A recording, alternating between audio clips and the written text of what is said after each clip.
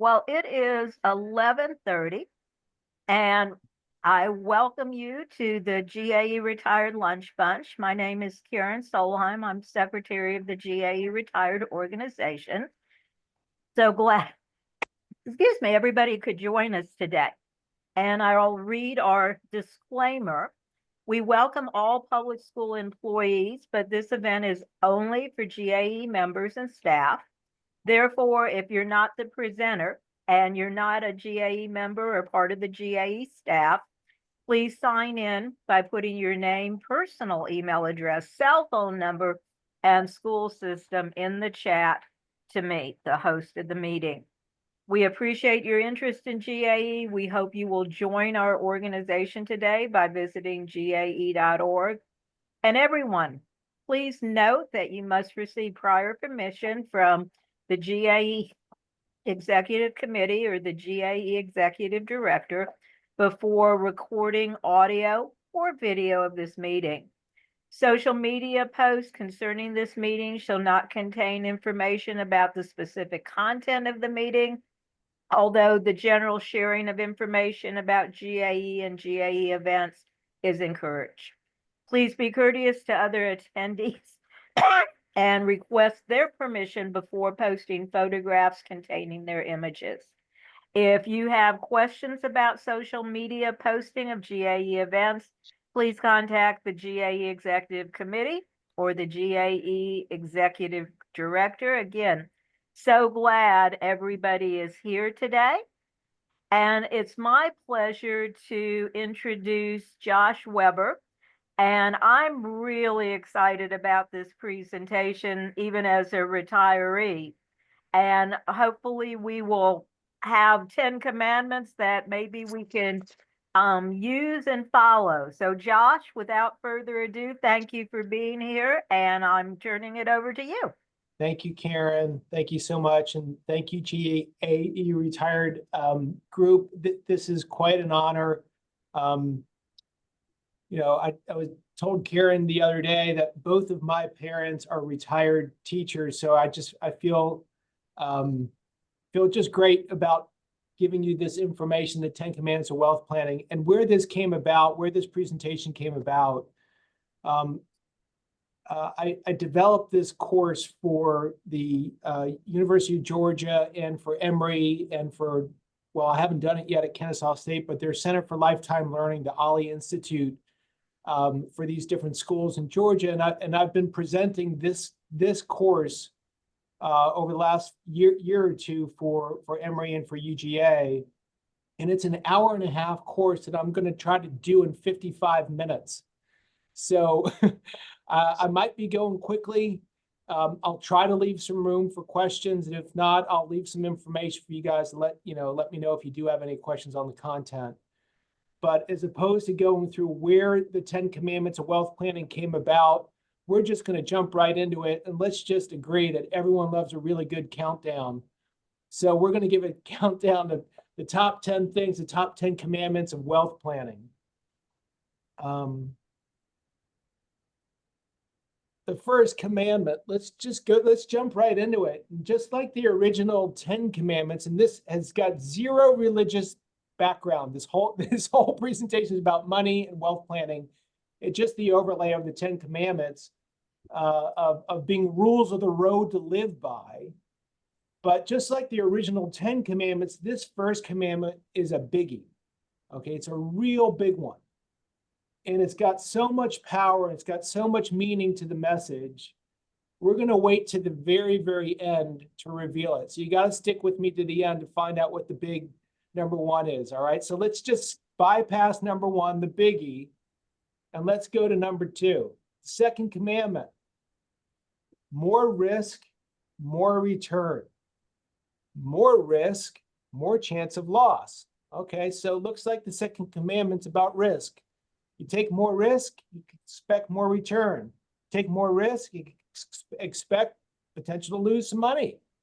More risk, more return. We've all heard it, but let's define what risk is.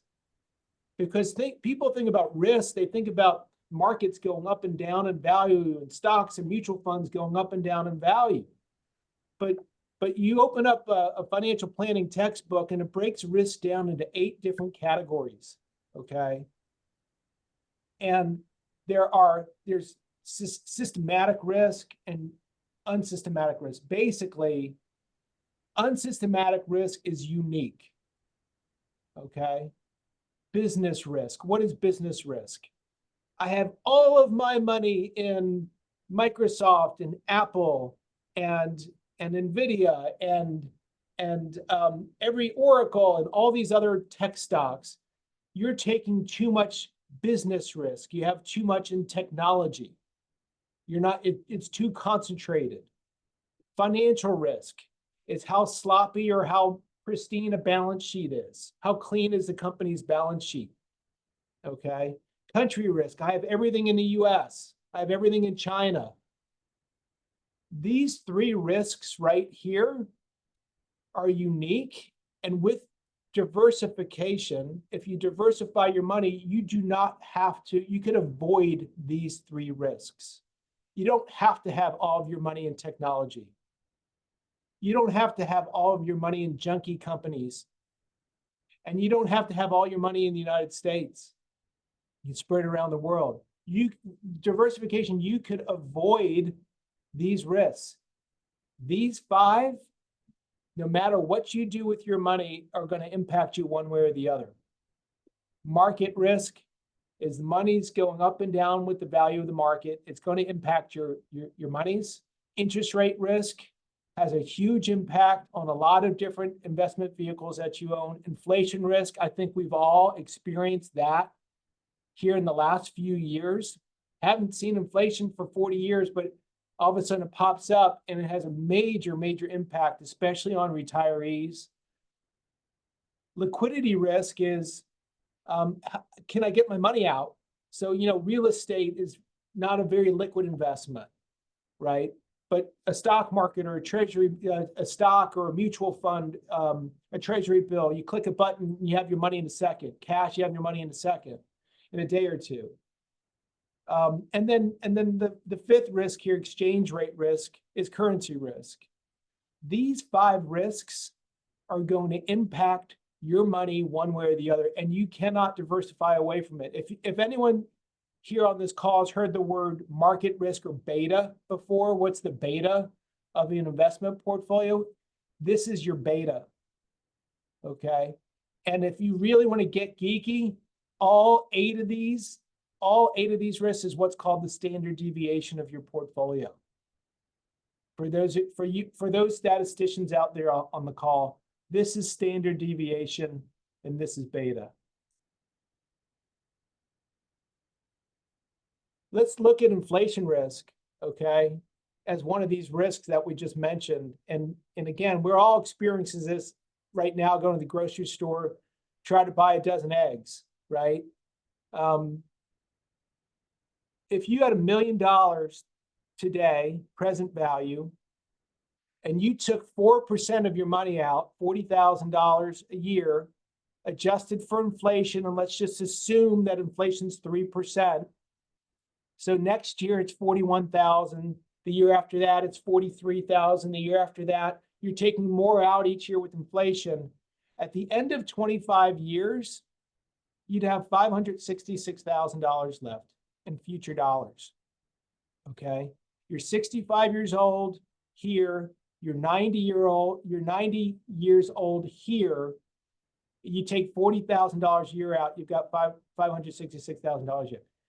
Inflation goes from 3 to 4, okay, and wham, you're already down to 316. Inflation goes to 5, we're almost out of money at age 90. It could be crushing for retirement plans. It's the invisible enemy. Inflation is a phantom tax, okay, which is why you're hearing about it so often in the headline news and why it has become a political topic. Feeling safe may be risky. Feeling safe and just keeping your money in cash feels good, but you're losing money out to the invisible phantom, okay? Has anyone here on the call heard of the rule of 72? Yeah. I don't know who came up with this, how they figured out that the number 72 has a magic power to it in math or when it comes to returns. But if inflation was 10%, let's just say if inflation was 10%, take the inflation number and divide it into 72. So 72 divided by 10 is 7.2. It would take 7.2 years for $1 to become 50 cents in purchasing power. You could flip that, like if you made a 10% return, it would take 7.2 years for your portfolio to double. Okay. Or if the price was increasing at 10%, it would double in 7.2 years. So if you have $1 million and you make a 10% return, it will be $2 million in 7.2 years. Okay. If you have $1 million and it's all in cash, not earning anything for you, and inflation's at 10%, it will be half its value purchasing power in 7.2 years. So if inflation right now is close to 3-ish, that's at 24 years. So it'd take 24 years at 3% for $1 to become 50 cents. I wish I had an updated slide on this because this is a lot of fun to look at in current shopping at Publix or Kroger. But this is over about a 25-year period, 1987 to 2012. If you see that, what a loaf of bread was, inflation was 3.8%. Milk, 1.8, a postage stamp, 2.9, gasoline. Gasoline's kind of where it is right now, isn't it? It hasn't really inflated that much in the last 10, 13 years. But you could just think about, again, walking through the aisles of Publix right now and see what prices are. It's a little unnerving. And if you're on a fixed income, it definitely has an impact.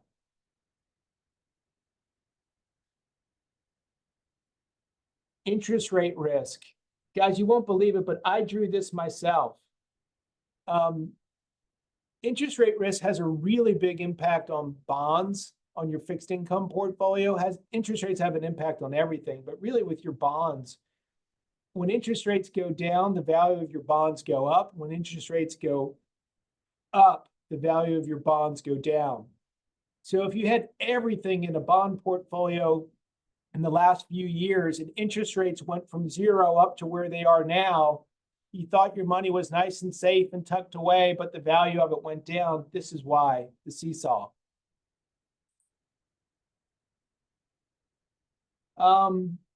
More risk, more return. This is the best slide to illustrate and demonstrate that. Is that over the last, how many years? Almost 100, okay, 98 years. The S&P 500, so U.S. large cap stocks in blue have averaged 10.4%. Small stocks, which would be considered riskier than larger stocks, have actually averaged 11.7% over that same period of time. More risk, more return. Government bonds, long-term government bonds, average 5.2. Treasury bills, that's the short-term treasury offering, 3.3, and inflation is average 2.9. More risk, more return. One other thing to just consider when it comes to risk is the risk of what you're actually owning, like where it falls on the capital structure of your investments. I have people that come to me and say, look, I'm diversified, Josh. I've got everything in stocks. Okay, or I've got everything in preferred stocks. I got all my bonds or preferred bonds. Well, what is the capital structure? What does that mean? This is the order in which you get paid back. An investor gets paid back in case of a company defaulting. So let's just say you own an investment in a company and it defaults, it goes bankrupt. Who gets their money first? Well, first people to get their money, other than the government and the contractors. So you got to pay your taxes, got to pay your employees. For the investors, it's if you have debt and it's secured. So if there's an asset behind it, so it's senior secured debt is the first in line that gets paid back. Then it's senior unsecured debt, right? There's not an asset behind it, but you're senior up in the capital structure. They'll get paid back. Then there's subordinated debt, what's below this senior debt, preferred stocks or preferred shares, hybrid equities, and then common stocks. If you own a share of stock, you're the last person in line to get paid back in case of bankruptcy. So therefore, with your stocks, you should expect a higher rate of return than all these other investments. More risk, more return that you should expect. But you also have a higher chance of loss.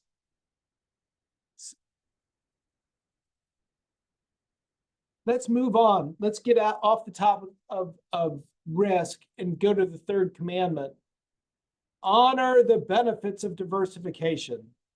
Notice it still has a little bit of the flavor of the actual commandments in there with honor the benefits of diversification. Diversification, we hear that word thrown around so much with investments.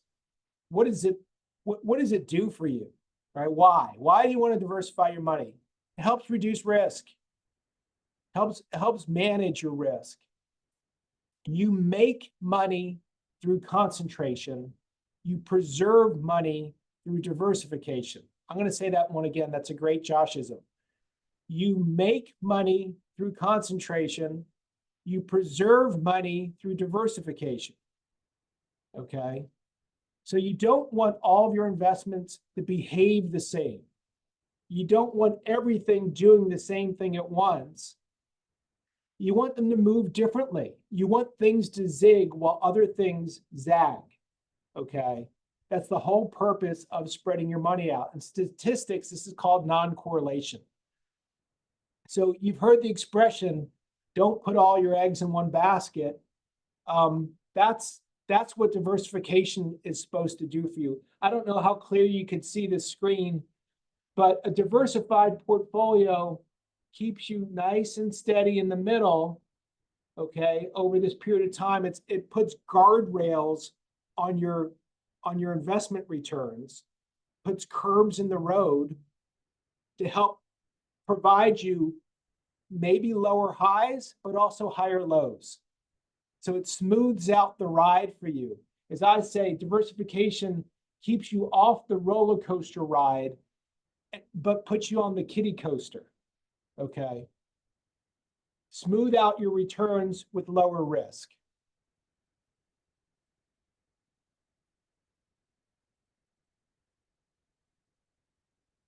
I love this chart. I call this chart the I love you, Josh, I hate you, Josh. I love you, Josh, I hate you, Josh. I love you, Josh, I hate you, Josh. Because diversification does exactly that, okay? S&P 500 over these years, minus 40%, a diversified oh, I love you, Josh, okay? Well, actually here, diversification actually outperformed the S&P 500 over these years. I love you, Josh. I hate you, Josh. Look, the S&P did this over these 10 years. I've made less money here. I love you, Josh. I hate you, Josh. I love you, Josh. I hate you, Josh. But over this whole period of time, a nice, steady, diversified portfolio, as described up here, actually gave you a higher return with a smoother ride. Love you, Josh. Hate you, Josh. Love you, Josh. Love you. There's a reason for it. Lower highs, higher lows. And we'll talk about how important diversification is later on in this presentation when we talk about taking money out of your nest egg and how essential it is for retirement portfolios. The fourth commandment, keep your discipline and balance holy. Keep your discipline and your balance holy. Discipline's hard in life in anything. You know, whether it's with food, exercise, I mean, bad habits, good habits, having a discipline is very difficult for human beings. With investment portfolio, it's no different. Okay. When I was coming up through the ranks and learning about retirement planning, a professor from University of Pennsylvania, his name is Richard Martson. I thought of him as the godfather of retirement planning, wrote this book. And it reads like a textbook. I'm not suggesting that you go out and buy it, but I love picking out some blurbs from this book, from the godfather of retirement planning, Dr. Martson from University of Pennsylvania. It takes a lot of discipline for an investor to choose an appropriate asset allocation and then stick to it. I believe that retirees should worry more about their own behavior than the behavior of the markets. Choose a sensible allocation and leave it alone. It's that simple. This requires nerves of steel. Okay. Thank you, Dr. Martson. You are absolutely right. And what winds up happening is that portfolios tend to drift over the movement of the different asset classes. And for those of you that have experienced a really good investment return over the last 2 years, you might have had a very large exposure to technology stocks or a handful of companies that did very well in your portfolio. Well, it might look something like this for you. What if you started off by having 50% of your stocks in, 50% of your assets in stocks and 50% of your assets in bonds? Portfolios shift. They get overweight and underweight every second. The money is moving up and down. So after 2 years, and this is hypothetical, what if your portfolio is now 70% in stocks because of how well they've done? And only 30% in bonds. And if they continue to do well, what happens if you're 80% in stocks and you're retired? What are you supposed to do? Rebalancing. Rebalance your portfolio. That requires discipline. Keep your balance holy. Keep your discipline and balance holy. If you want to be a 50-50 person, we're not saying go out and rebalance every second, because you could, because these prices are moving all the time. But rebalancing helps reduce risk. A portfolio shifts, prices move. As I like to say, or there's a saying on Wall Street, bulls make money, bears make money, but all pigs get slaughtered. Okay? And that's true. Rebalancing helps keep the allocation, the discipline, and avoid this shifting and drifting of these assets. And basically, it's the concept of selling something high and buying something low. This is done very well for me. And it's hard for people to say, look, I need to sell that. I need to reduce that. But all you're doing is just managing the risk, the overall risk of your portfolio. Rebalancing helps reduce risk.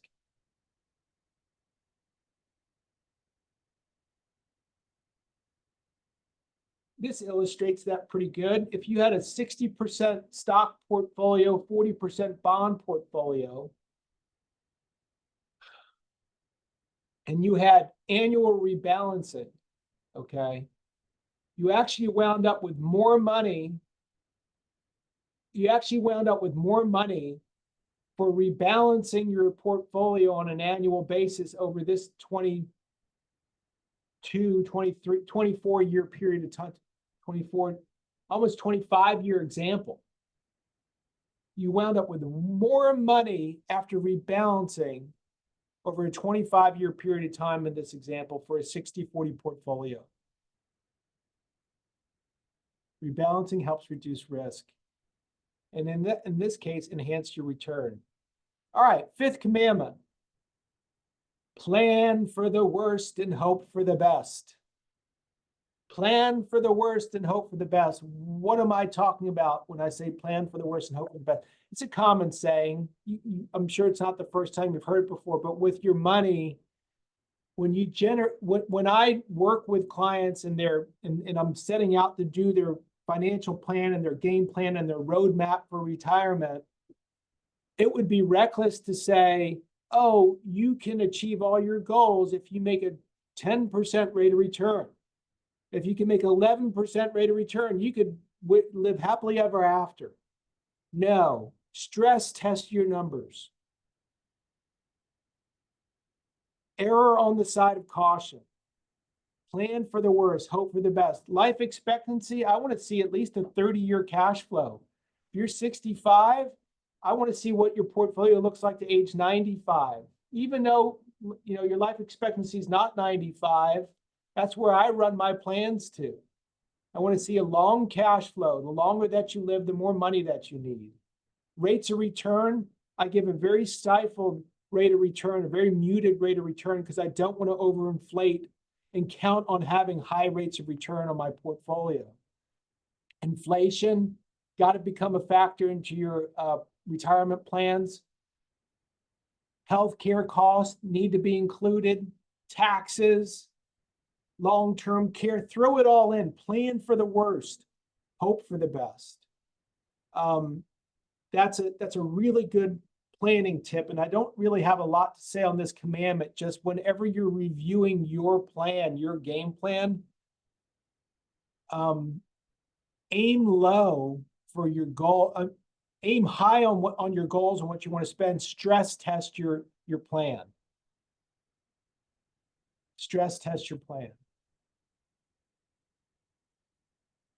And really, I wish that the commandments allowed me to have this one before this last one. But just like the original 10 commandments, the next 5 are all the thou shalt nots. Thou shalt not, whatever we're going to be talking about. So this really should have been before the one before. So, but we're going to go through it now. Thou shalt not start without a game plan. You're about ready to retire, okay? Does a pilot step into a plane without a flight plan? Does a coach start the Super Bowl without a game plan? Does a surgeon start a surgery without a checklist? No. You're about ready to embark on this journey of retirement. Have a game plan. Have a game plan. It's a must. Thou shalt not start without a game plan. So to do, and again, my opinion is to do it without a game plan would be reckless. You know, if you're a captain of a ship and you're sailing the vast ocean without a compass, you're lost. So you need a compass. And I could keep going with analogies. Walking through a forest without a guide, like without a path, without a guide, you'll get lost. My programs that I run and that a lot of financial service providers have are a program that takes all of your life's goals and all of your life's balance sheets, puts them into a pot with inflation and healthcare, mixes them up and says, here's what's possible. It's a financial MRI. It's a full body scan of where you are now, and it's a time machine to look into the future and say where your money is going to be in the future. But I don't start a relationship without doing a full body scan. It's so essential to know where you're aiming at with your monies and what's possible with your monies. So we capture this with an inventory of goals and an inventory of your assets, and we run the probability analysis to tell you what the likelihood of success is. But once you have a game plan, you've got to monitor it. Okay, so maybe you did a game plan 5 years ago or 10 years ago, but I always like to have the image of if you're driving from Atlanta to California, okay, and you keep your steering wheel right here, but you're off by like a millimeter, right? You're going to wind up going down through Texas, through Mexico into Central America at some point if you just keep wheel off a bit. If you don't adjust it, you're going to be off course. So monitoring a plan on an ongoing basis every year, every 2 years, making sure that you're on the right track is recommended. You could do the same thing with a pilot. I could, as opposed to driving, we could be flying to California and your wings are off just a little bit. You're going to wind up in Canada, okay? Not in California unless you adjust your plane, unless you adjust your wings. Monitoring helps keep you on track. So not only developing a plan, but monitoring a plan is super important. 7th commandment, thou shalt not attempt to time the market. Ooh, anyone, I bet somebody on this call has tried to think that they could outsmart the market and time it right. I mean, ain't that the truth? You just can't. And if you've been an investor for a while, I'm sure that you appreciate this rule. And it definitely has some merit. But what's the math behind it? Where does it come from? And this is not necessarily a market timing chart, but more so about the importance of asset allocation.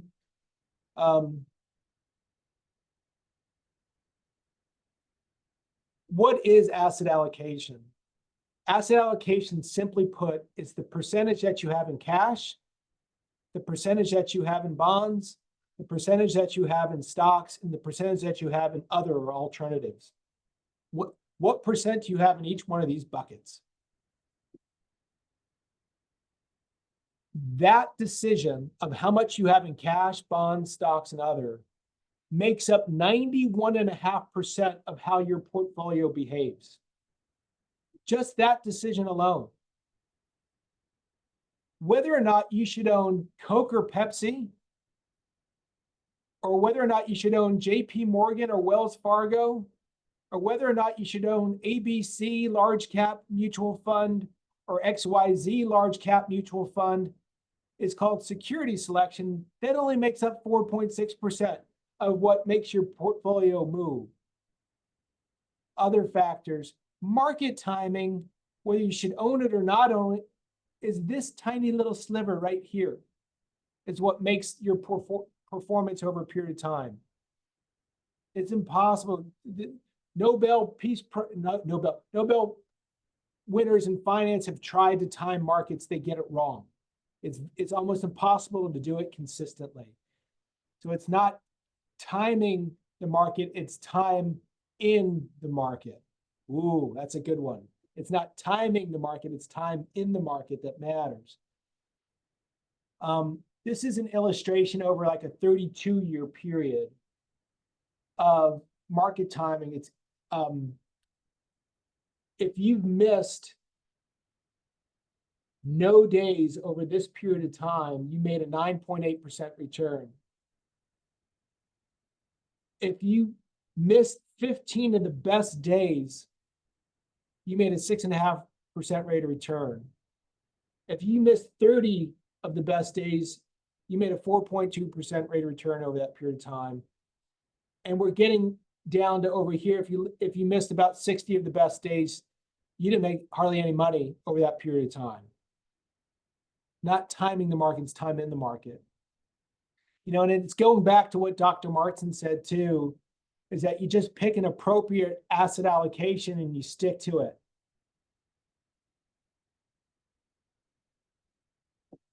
The 8th commandment,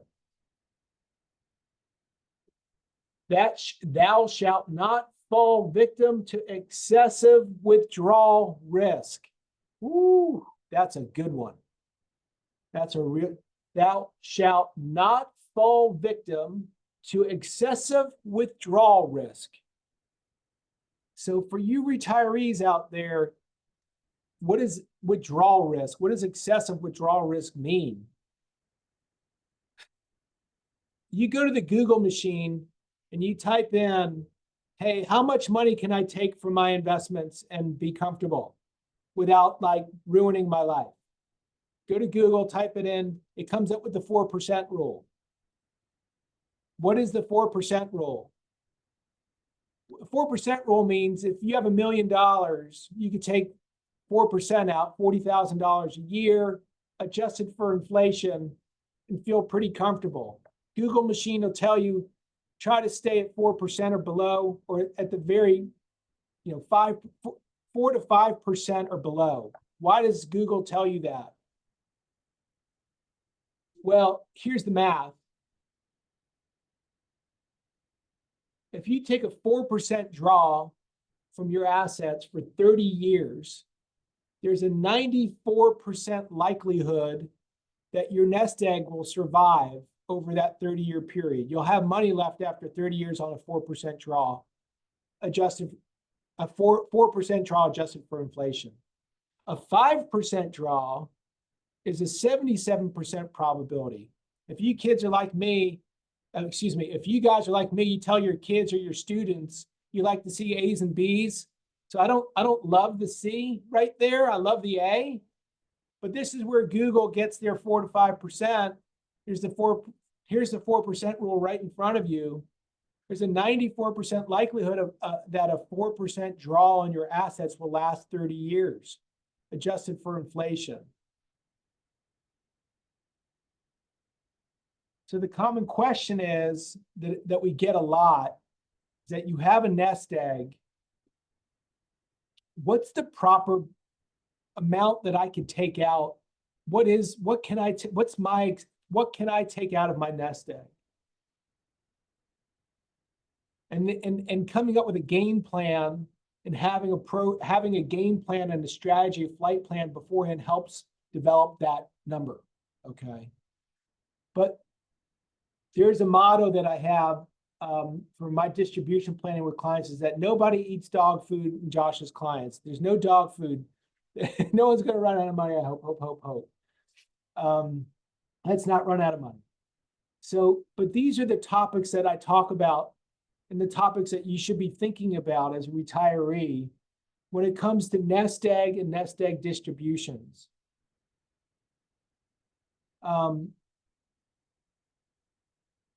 There are 5 things that have a major impact on your nest egg success of making it to the finish line.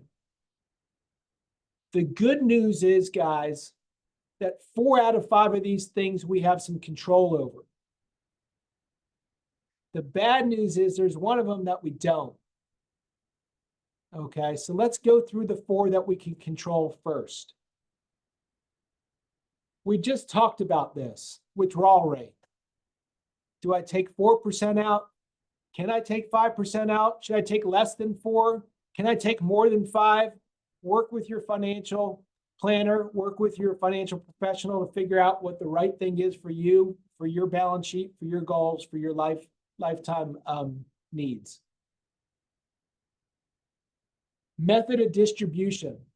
What is that? Method of distribution.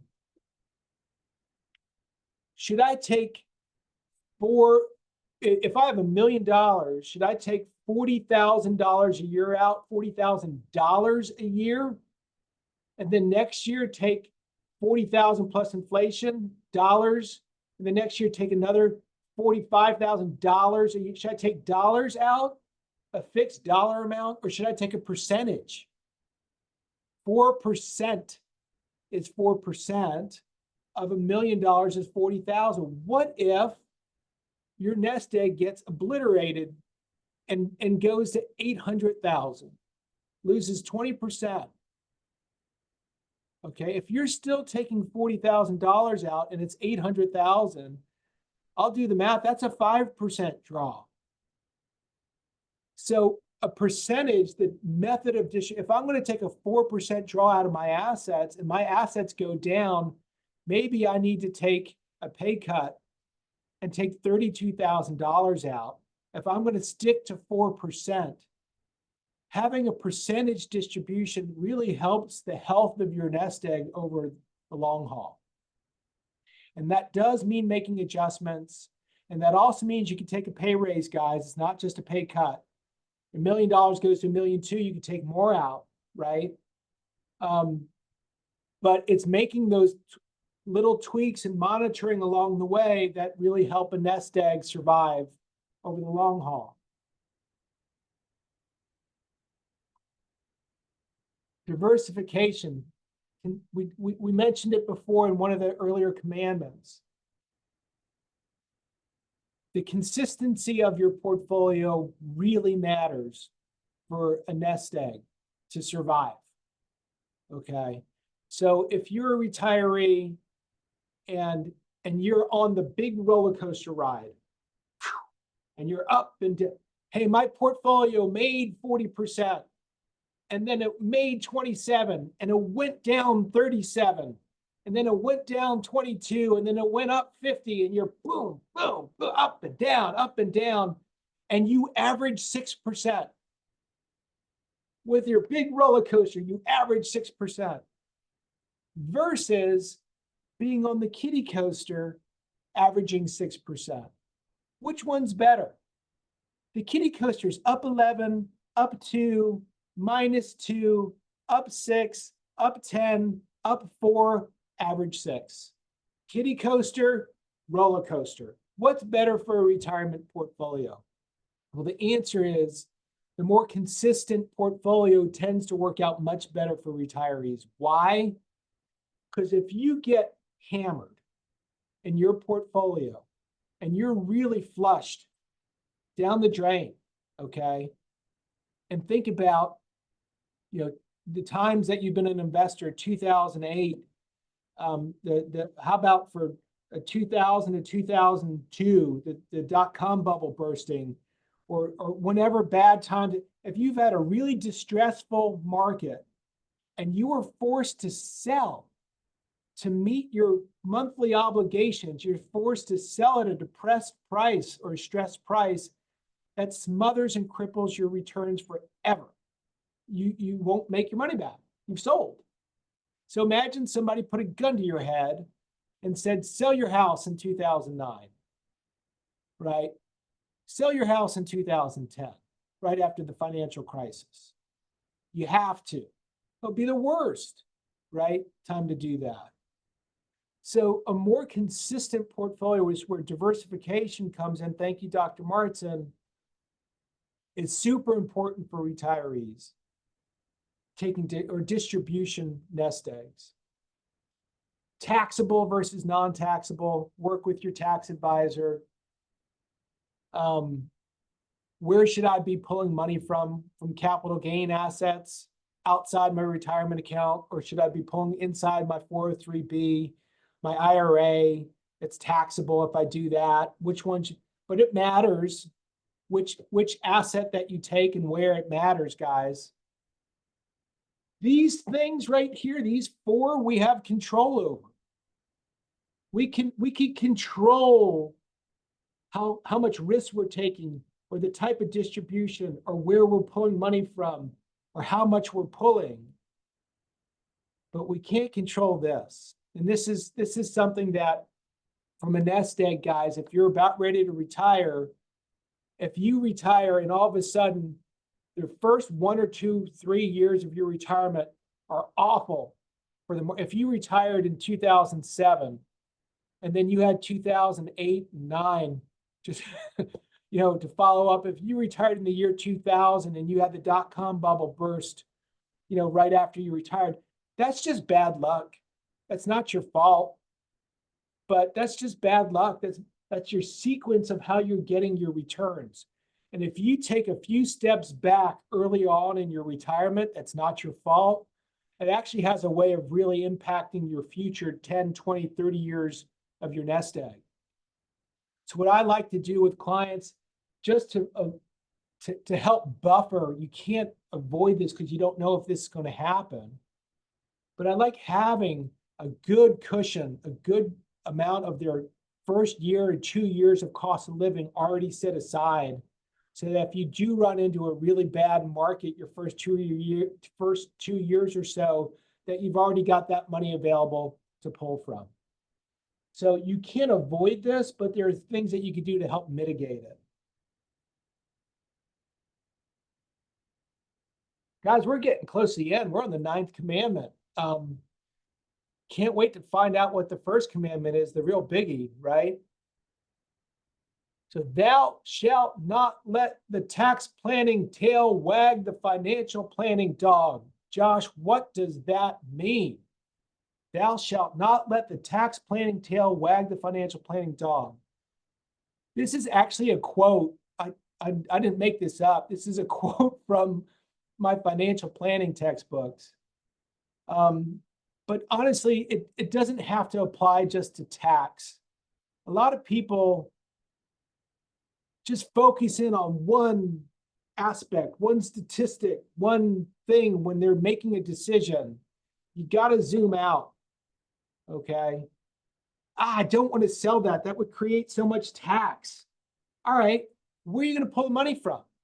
You're not going to buy that car that you need because of the tax, right? You need the car. Zoom out. Don't let the tax decision be the primary driver on all. It does matter, the amount of taxes that you pay, but it shouldn't be the sole thing that you look at that drives your overall wealth planning. I've got all this stock. I've retired from Coca-Cola. I don't want to sell it. Okay, well, your 80% of your whole net worth is in Coca-Cola stock. Maybe the tax isn't the most important thing. Maybe it's the risk that you have all in one asset concentrated. Don't let the tax planning tail wag the financial planning dog. Don't let that one statistic, in this case, tax, be the overall. There's more than one thing that matters. I love this. This is a March Madness statistic thing from the basketball tournament, the NCAA basketball tournament a few years ago. And really quick story, because for the sake of time, but March Madness, one year I picked just solely on one statistic, free throw percentages. And whoever the best free throw percentage team, I just used that one statistic. And I actually did really well. I didn't win, but I came awfully close to winning on free throw percentage, because it usually comes down to the free throws at the line and who winds up winning those games.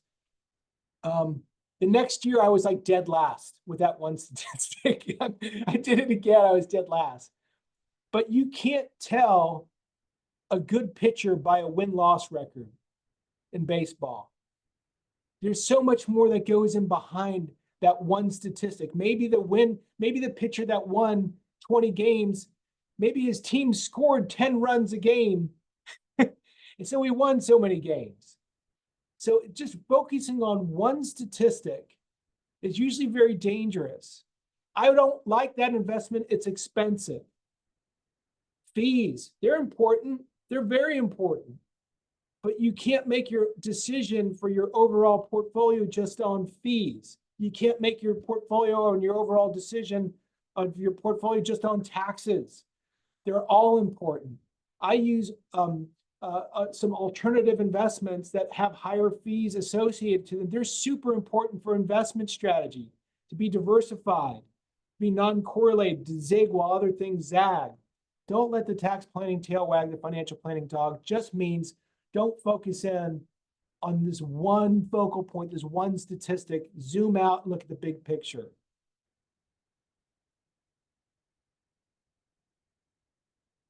Tenth commandment. Thou shalt not make important decisions based on emotion. I love that. Thou shalt not make important decisions based on emotion. There's been Nobel Prizes in finance given out for this topic. And this subject is gaining a lot of traction in the academic world and also in the wealth management world. Is behavioral finance. So a lot of university business schools are teaching behavioral finance now.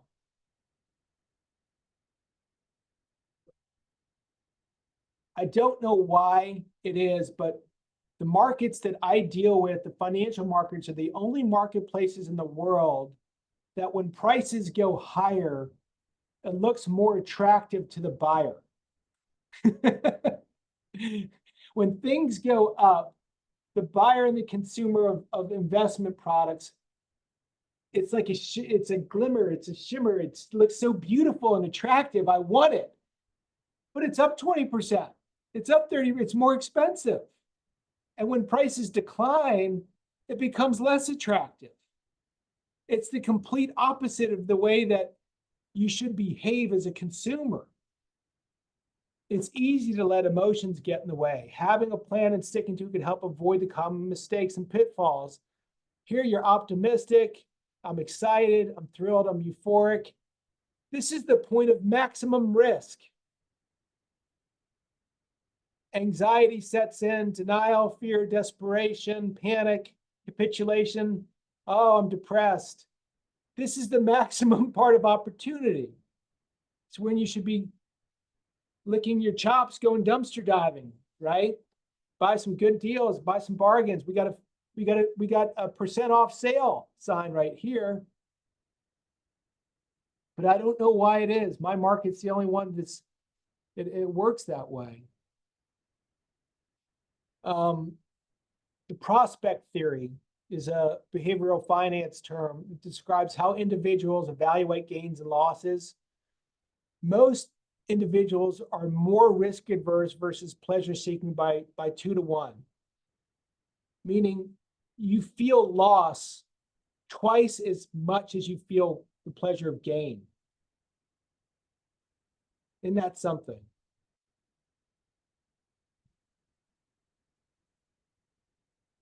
These are a list of behavioral finance biases that are studied right now.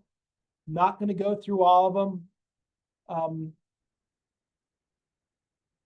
You know, as a consumer, it's just an example of how this kind of works. But as a consumer, would you drive 20 minutes out of your way to save 50% on a $100 purchase?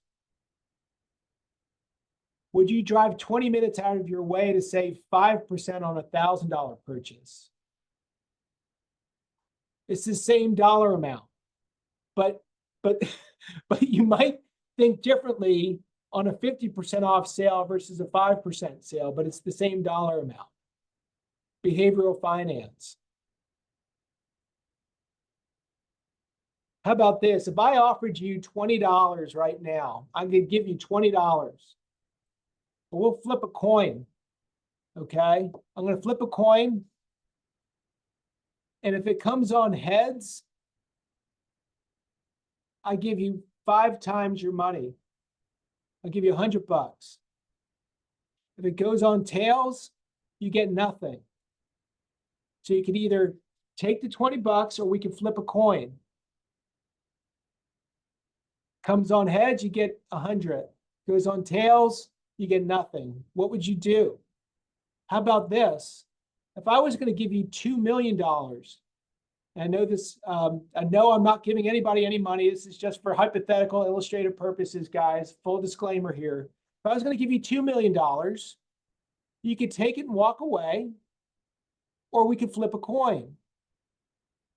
If I flipped a coin and it landed on heads, you get 5 times. You get 10 million bucks. It lands on tails, you get nothing. What would you do? And why would your answer be any different than the first question for the $20? It's the same mathematical probability when you're flipping the coin. But this is a really good question for behavioral finance because with $20, you could hardly go to the movies. For $2 million, you start thinking about your life differently. So behavioral finance has a real interesting, emotional attachment of why we do certain things and what makes you shop a certain way or buy certain things or are attracted to other things. Again, not to go through this whole thing, but like confirmation bias occurs when people observe and overvalue or actively seek out information that confirms their own claims. Very apparent today with social media, okay? People gravitate to information that they believe in, and that's all that they read and look at. So they just look at information that confirms their thoughts. Mental accounting, we all probably do this in some way. You know what? That money over there in that account, that's for this goal. That's for this bucket. Here's my education bucket. Here's my travel bucket. This is for my kids bucket. You mentally account for something. Endowment bias. That's an interesting one. I inherited this money. It was mom and dad's. I don't want to touch it. It means too much. You know what? That house that I inherited from mom and dad, I love it because it was theirs. Okay. Taxes, insurance. Is it why are you still holding on to the house if it's super expensive, you can't afford it just because it was mom and dad's? But people have an endowment bias where they make decisions based upon they assign greater value to something because now you possess it or who possessed it before you. So behavioral finance is a really interesting category. But going back to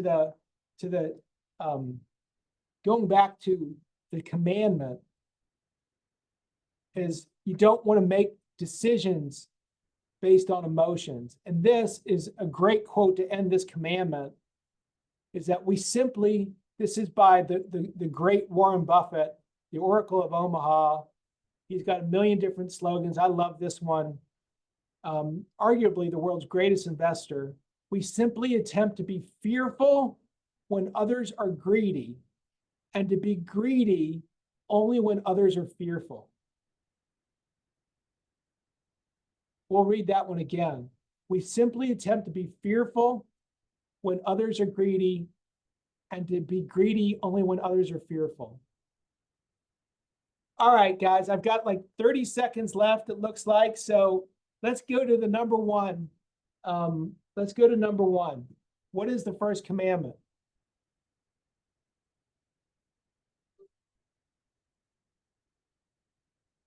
You know what the secret life is? No. What?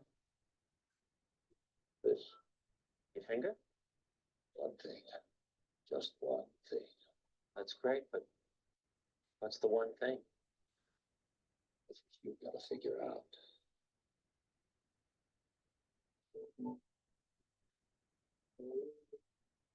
All right.